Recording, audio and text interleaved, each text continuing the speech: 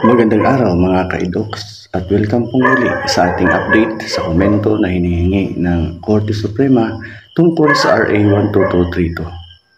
Sa mga ahensya ng pamahalaan, ang Senado, ang mababang kapulungan, ang Malacanang at Comelec. Kaya tara na! This is presented to you by Education 4708. Just proceed to view the full content. Nanganib nga bang may basura ang pagpapaliban ng eleksyon ng barangay at SK?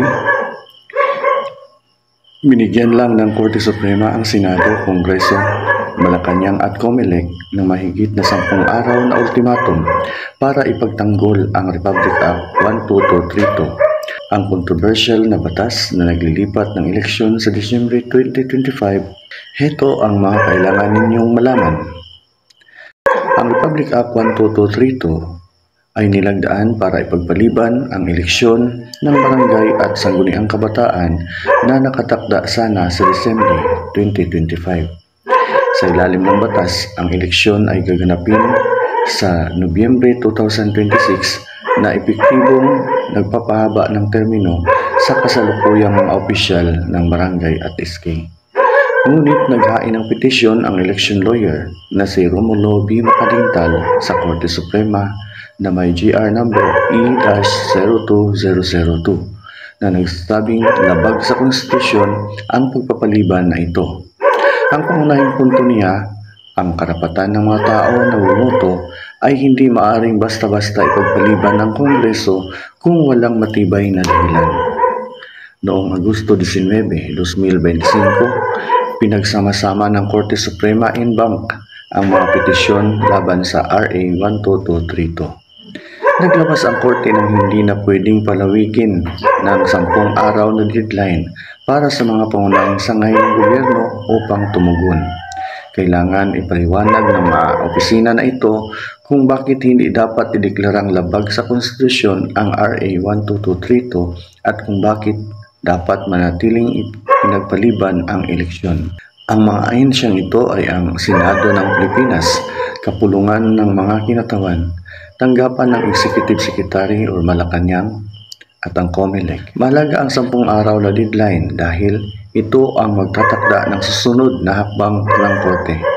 Matapos isumite ang mga komento, maaring pag-aralan pa ng Korte ang merito ng kaso, magpatawag ng oral arguments o magpasya kung maglalabas ng Temporary Restraining Order TRO na maaring magpatigil sa pagpapatupad ng RA 12232. Hanggang Agosto 29, 2025, walang inilabas na TRO. Ngunit lumipas na ang deadline para sa komento ng gobyerno. Kung manatili ang RA 12232, manatili sa pwesto ang mga opisyal ng barangay at SK hanggang 2026. Ngunit kung ibabasura ang batas, kailangan magpatuloy ang eleksyon sa Disyembre 2025 ayon sa schedule. Para sa ordinaryong mamamayan, ang debating ito ay hindi lang tungkol sa pitsa ng eleksyon. Ito ay tungkol sa integridad ng demokratikong partisipasyon at ang limitasyon ng kapangyarihan ng Kongreso sa mga proseso ng eleksyon. Binibigyang diin ni Macalintal na ang eleksyon ay direktang tinik ng mga tao at ang anumang pagpapaliban ay dapat na may matinding pangangailangan tulad ng digmaan o pampublikong emerhensya. Kung hindi, ang madalas na pagpapaliban ay magdudulot ng pagkawala ng tiwala ng publiko sa mga demokratikong institusyon. Ang 10 araw na ultimatum ng Korte Suprema ay simula pa lang ng isang pagsubok sa konstitusyon. O protektahan ba ng mataas na korte ang karapatan ng mga tao na bumoto sa tamang oras o papanigan ito ang kapangyarihan ng Kongreso na ayusin ang mga pitsa ng eleksyon? Naghihintay ngayon ang bansa sa susunod na hakbang ng mga maestrado. RA 12232, Batas sa Pagpapaliban ng Eleksyon. Petisyon ni Macalintal na may GR number E-02002. Ang deadline ng Korte Suprema ay 10 araw.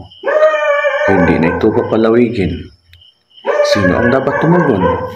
Ang mga ahensya ng gobyerno, Senado, Kapulungan ng Kongreso, Malacanang, Comelec.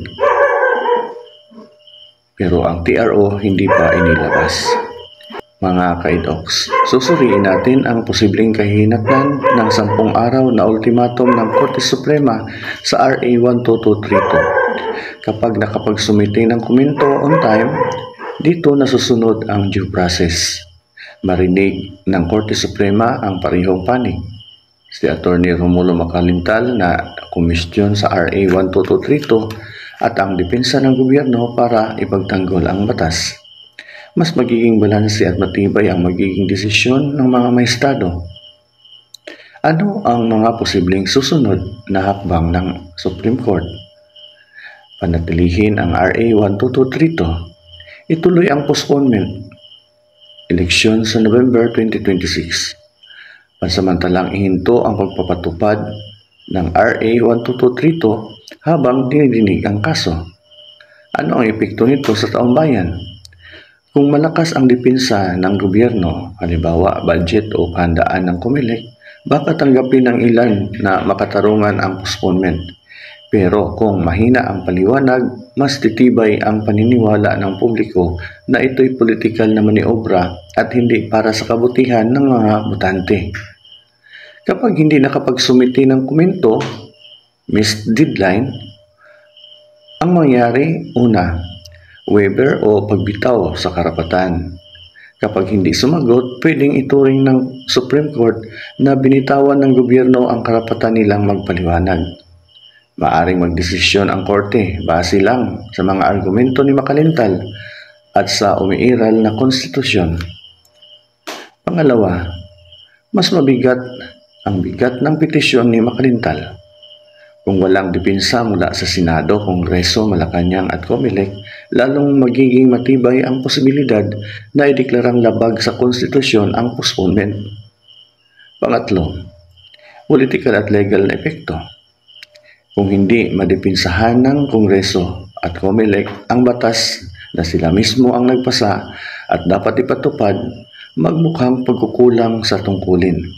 Maaari rin itong magdulot ng impresyon na ipinasa ang batas ng walang sapat na legal na batayan. Kapag nakapagsumite sila, lalaki ang laban, magiging isang malalim na constitutional battle na pagbabasihan ng hinaharap. Kapag hindi sila sumagot, malaki ang posibilidad na papanigan ng Supreme Court ang panig ng mga botante at ideklarang unconstitutional ang postponement. Kaya tutuloy ang halalan sa Disyembre 2025. Mga ka-idoks, ito ay higit pa sa isang simpleng usapin ng pitsa ng halalan. Isa itong pagsusukat sa mga kapangyarihan ng Kongreso laban sa karapatan ng mamamayan na bumuto sa takdang panahon. Anumang desisyon ng Supreme Court, dito ay magiging precedent na susundin sa mga susunod pang pagtatakngang ipagpaliban ang eleksyon. Sa huli, as of August 30, kahapon, wala pang opisyal na balita mula sa Supreme Court na may natanggap na silang komento. Kaya patuloy nating aabangan ito hanggang bukas sa official working day. At ito ang EDOX DC na nagsasabing sa bawat panahon at pagkakataon sa katotohanan dapat nakatuon. Hanggang sa muli, paalam.